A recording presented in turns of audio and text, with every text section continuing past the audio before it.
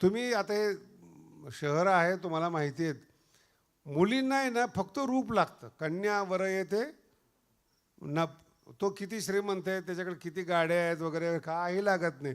मुलीला जर म्हटलं ना तो गरीब आहे पण दिसायला चांगला आहे, ती मुलगीच श्रीमंताच्या घरातून पळून जाते. आळंदीमध्ये मी धर्मशाळा बांधत असताना बघितलं एका मोठ्या घराण्यातली बाई गौंडीचं काम करत होती. ते मलाही माहीत नव्हतं, बाई होती. आता आळंदी येत नाही कळालं. ज्यांना कुठं स्थान नाही ते कुठे येतात, माऊली आहे ना, सगळ्याला पदरात घेते. मग नंतर मला त्या कॉन्ट्रॅक्टरने सांगितलं की मोठ्या घराण्यातली असं तसं. मग मी तिला विचारलं की भाऊ एवढ्या मोठ्या घराण्यातली तुझ्या हाताखाली 4-5 नोकर, तू आता गौंडी काम करते. म्हणे महाराज इथं आम्हाला समाधान मिळतं. विठ्ठला विठ्ठला.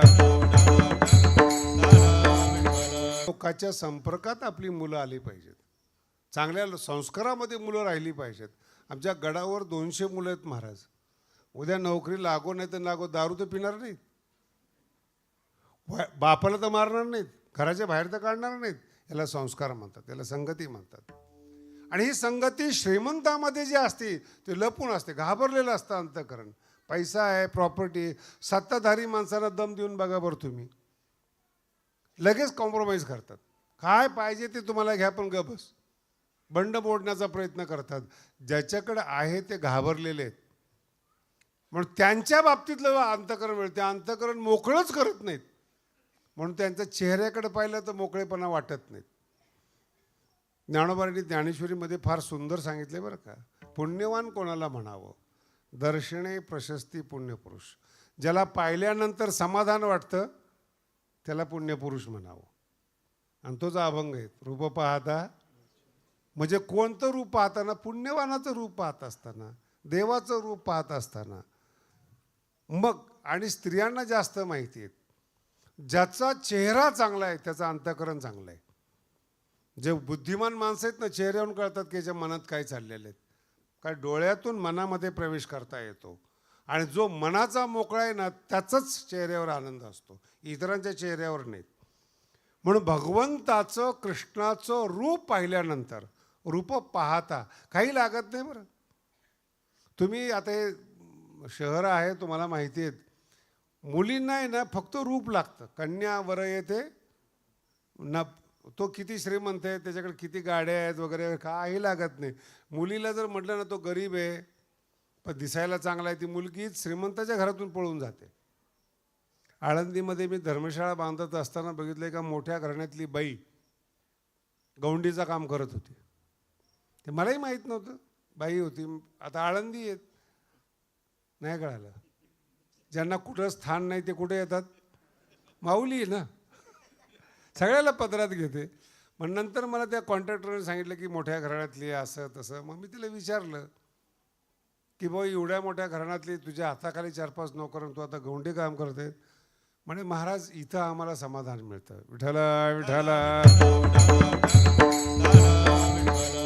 खोलवर विचार करा या गोष्टीचा. मन रमणं वेगळं आणि भौतिक श्रीमंती असणं वेगळं. भगवान श्रीकृष्णाचं जे रूप आहे ते वेगळं, ते आकर्षण वेगळं. जिथं समाधान आहेत, मानसिक समाधान आहे. श्रीमंत आहे पण बरोबर घेऊन जाऊन वाटत नाही, ते लय अवघड गोष्ट आहेत महाराज. त्याचे पुढे जाऊन सांगतो तुम्हाला, म्हणजे तुमच्या लक्षात येईल काय आहेत. जेवणाचं ताट आहेत ना, त्याची ॲडव्हर्टाईज बघा तुम्ही. जेवणसुद्धा बाई हुशार असली ना तर देखणं जेवण मांडते.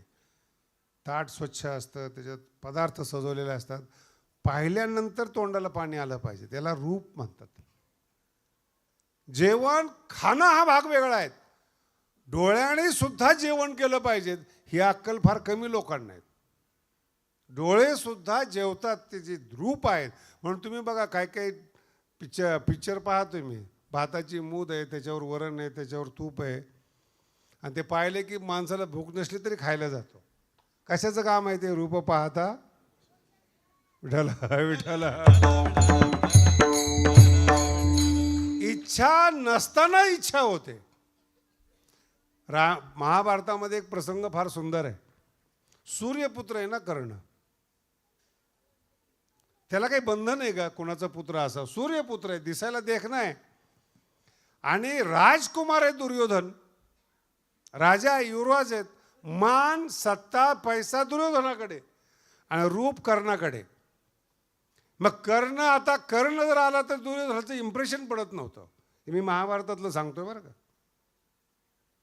याला टेन्शन यायचं की मी युवराज आहेत, सत्ताधार आहेत, लोक माझ्याकडे पाहत नाही, कर्णाकडे पाहतात. मग आता राजकारणी माणूस तो, त्यांनी लगेच कर्णाला बसायला पालखी आणली. कुठेही गेला, कर्णा मी पाय पाय चालेल, माझा मित्र आहेस तू, तुझ्यासाठी पालखी. झाकलेली पालखी बरं का. राजकारण कळालं का तुम्हाला? लोकांनी कर्णाकडे पाहू नये.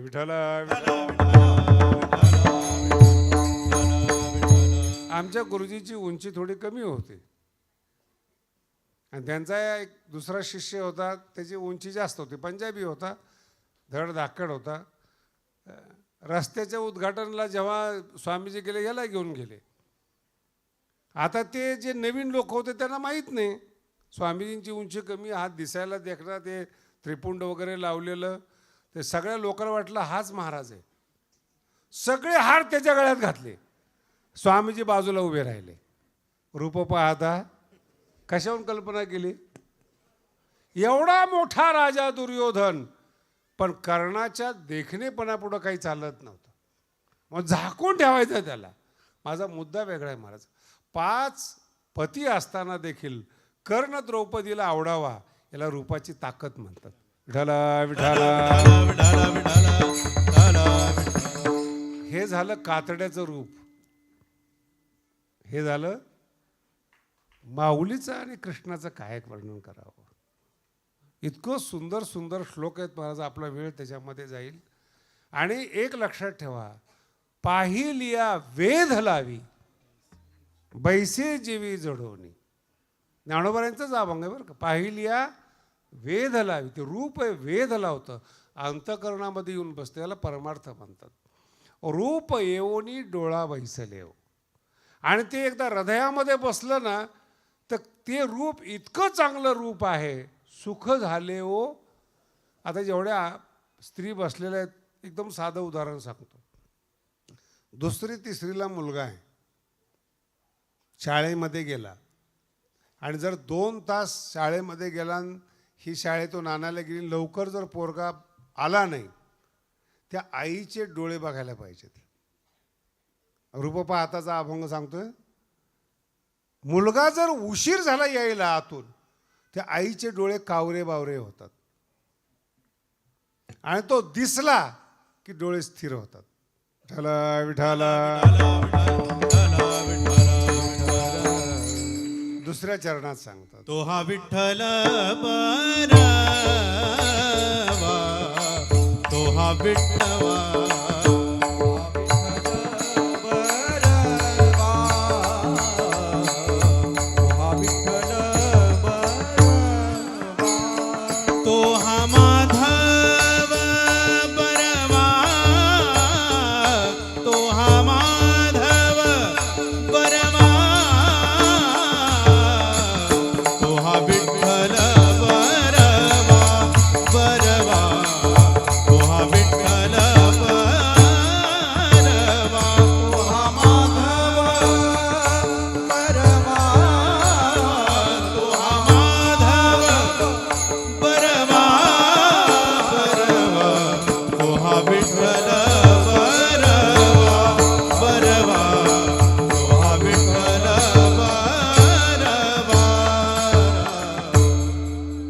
शब्द फार महत्वाचा आहे. बरवा, तो हा विठ्ठल